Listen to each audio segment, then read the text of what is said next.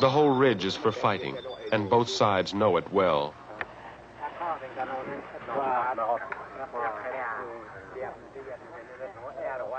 Wayak relaxes, waiting for his comrades and the enemy to signal their readiness by drawing close enough to fire.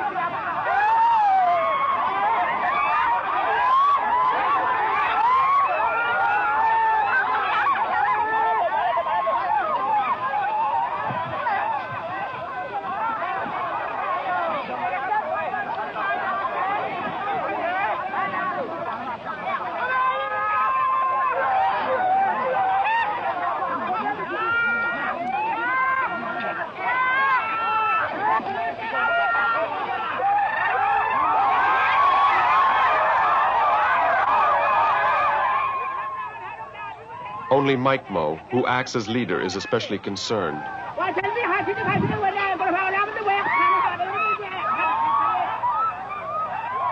The enemy badly wants the death that will restore the balance which they lost almost 3 weeks before.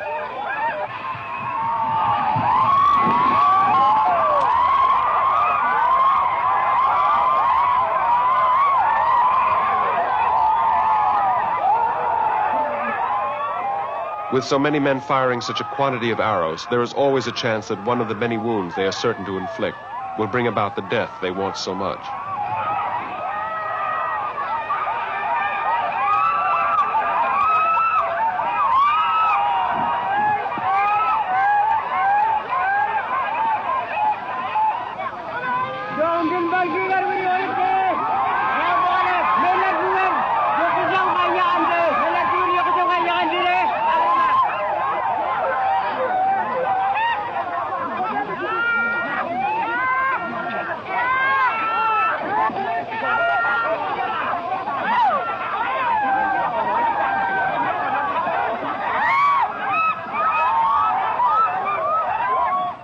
Finally, Mike Mo's urgings take effect, and his men withdraw.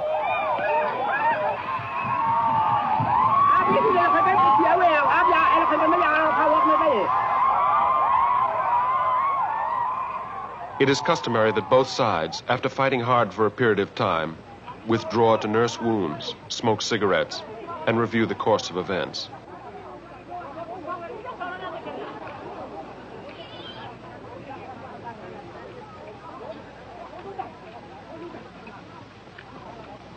The arrows are not poisoned, but they are barbed and notched so as to break off on impact. One young warrior, pained but also pleased by his wound, was lucky that an older man has enough to hold as he works the arrow free. Wayak was worried that so many arrows had found their mark, but most of the others were merely stung into more aggressive action.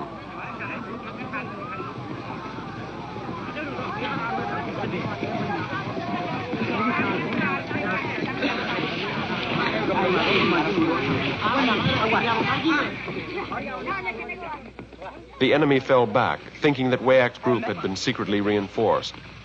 Having retreated, there was nowhere for them to go except off the ridge and onto some flat land just in front of their little mountain. There, almost at their own frontier, they turned and resumed fighting.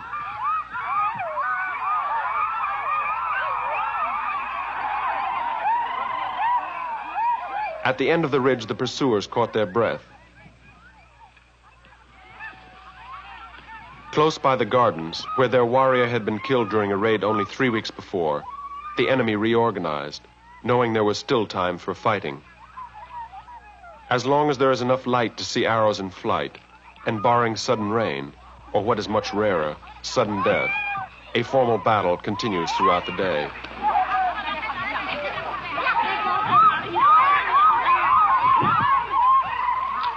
Wayak rests and lets the younger men exert themselves on the skirmish line.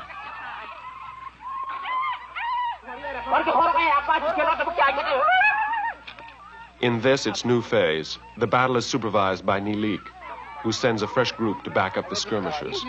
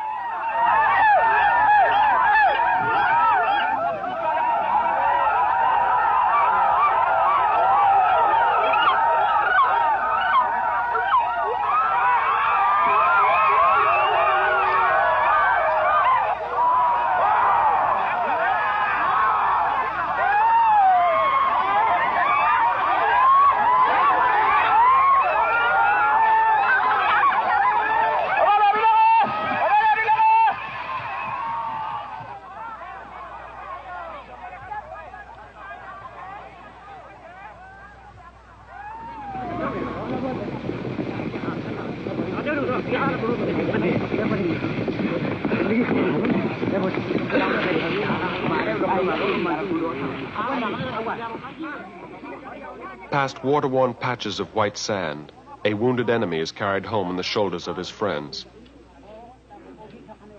Nilik, not yet convinced the enemy was content to end the fighting, keeps a watchful eye, as do two young warriors who, a moment before, sought in vain to kill each other. Laka did hear that Tuasi, a man from Wuparainma, was badly wounded, and she wondered how he was. The arrow had ended beneath the collarbone, and its tip broke off beneath the skin. Tekman, because he lives with Tuasi in Wuparainma, and because he is famous as a surgeon, knew that the only way to get the arrow out was to grip it with his teeth. Had it been barbed, as most arrows are, Tuasi would have had a far more difficult time and much less chance of living. At the end of the ridge, the others hurl abusive jokes instead of spears. The enemy, for now, is forced to listen.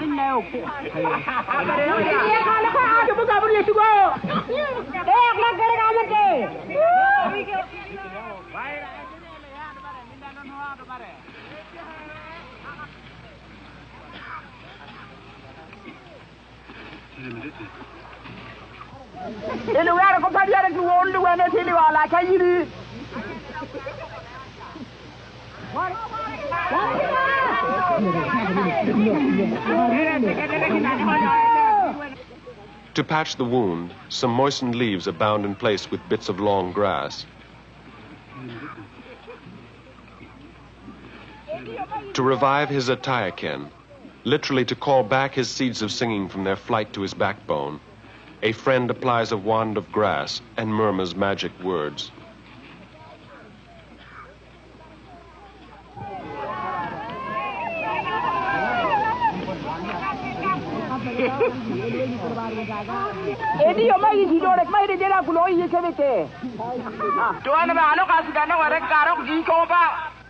Tekman makes the last of 4 punctures in the belly's wall to let out the blood turned dark by the enemy's arrow.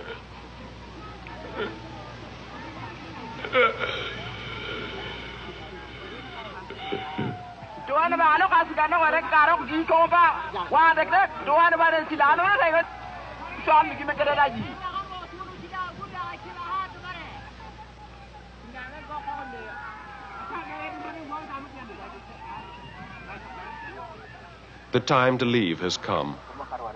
For most, the walk ahead will take an hour, and no one wants to risk a meeting with a ghost.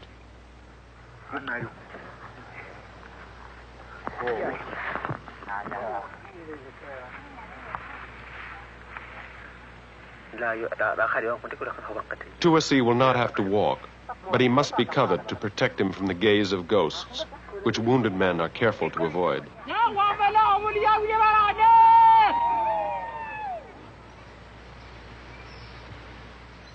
Tuasi starts home, his weapons and his life in the hands of men from his own village.